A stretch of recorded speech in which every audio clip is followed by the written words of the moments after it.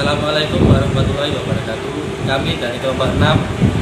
Nama saya Ahmad Izzat Ali. Dan saya Siti Rosatul Hikmah. Di sini kami akan mempresentasikan hasil diskusi makalah kami yang berjudul Asbabun Al-Quran. Berikut penjelasannya. Materi yang akan kita bahas ini dibagi menjadi 4. Yang pertama, pengertian asbabun nuzul Al-Quran. Kedua, persesuaian sebab nuzul dengan rumusan ayat-ayat Al-Quran.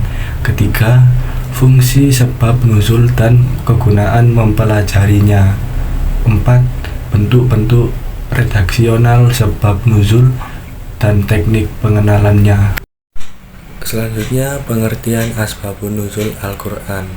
Secara etimologis, asbab al-nuzul terdiri dari kata asbab atau bentuk plural dari kata sabab yang memiliki arti latar belakang, alasan, sebab atau ilat, serta kata nuzul yang berasal dari kata nazala yang berarti turun. Sedangkan secara terminologis, asbab al-nuzul didefinisikan sebagai kejadian atau kondisi tertentu yang menyebabkan Al-Quran diturunkan untuk menjelaskan hukumnya pada saat peristiwa-peristiwa itu terjadi. Selanjutnya, penyesuaian sebab nuzul dengan rumusan ayat-ayat Al-Quran. Proses penurunan sangat jauh berbeda dengan kitab-kitab wahyu lainnya, sehingga alasan perbedaan tersebut sikap meragukan sumber munculnya teks wajar ketika ditanyakan oleh orang-orang kafir. Dalam Al-Quran, Allah mengabadikan pertanyaan mereka dengan terjemahan sebagai berikut. Berkatalah orang-orang kafir, mengapa Al-Quran itu tidak diturunkan kepadanya sekali turun saja? Demikianlah supaya kami diperkuat dengan hatimu dengannya, dan kami membaca secara tartil, teratur, dan benar. Arti dari Quran surat Al-Furqan ayat 32. Dari segi jumlah sebab dan ayat yang turun, asbab an-nazil dibagi menjadi 2. Yang pertama ada ta'adud al-asbab wa an-nazil wahid. Teori ini berkaitan dengan kasus beberapa sebab hanya melatar belakangi turunnya satu ayat, dan terkadang ayat turun untuk menanggapi beberapa peristiwa atau sebab.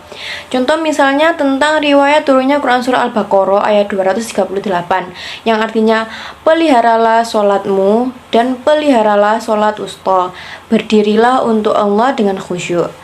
Ayat ini menurut riwayat diturunkan berkaitan dengan beberapa sebab berikut. Dalam suatu riwayat dikemukakan bahwa Nabi Muhammad SAW sholat zuhur di waktu hari yang sangat panas. Sholat seperti ini sangat berat dirasakan oleh para sahabat, maka turunlah ayat tersebut di atas. Hadis riwayat Ahmad, Bukhari, Abu Dawud. Nah, yang kedua ada ta'adud al-nazil wa al-asbab wahid. Teori ini berkaitan dengan kasus satu sebab yang melatar belakangi turunnya beberapa ayat. Contohnya Quran surah Ad-Dukhan ayat 10 yang artinya maka tunggulah hari ketika langit membawa kabut yang nyata. Kemudian mereka menghadap Rasulullah SAW untuk meminta bantuan. Rasulullah SAW berdoa agar diturunkan hujan. Akhirnya hujan turun. Fungsi sebab nuzul dan kegunaan mempelajarinya. Yang pertama yaitu mengetahui hikmah dan rahasia diundangkannya suatu hukum dan perhatian syarak terhadap kepentingan umum tanpa membedakan etnik, jenis kelamin, dan agama. Nah, kemudian ada juga pengetahuan tentang asbab al-nuzul akan mempermudah orang menghafal ayat-ayat Al-Quran serta memperkuat keberadaan wahyu dalam ingatan orang yang mendengarnya jika mengetahui sebab turunnya. Bentuk-bentuk redaksional sebab nuzul dan teknik pengenalannya.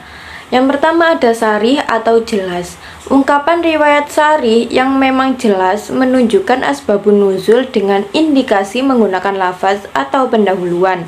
Nah, yang kedua ada muhtamilah atau masih kemungkinan atau belum pasti.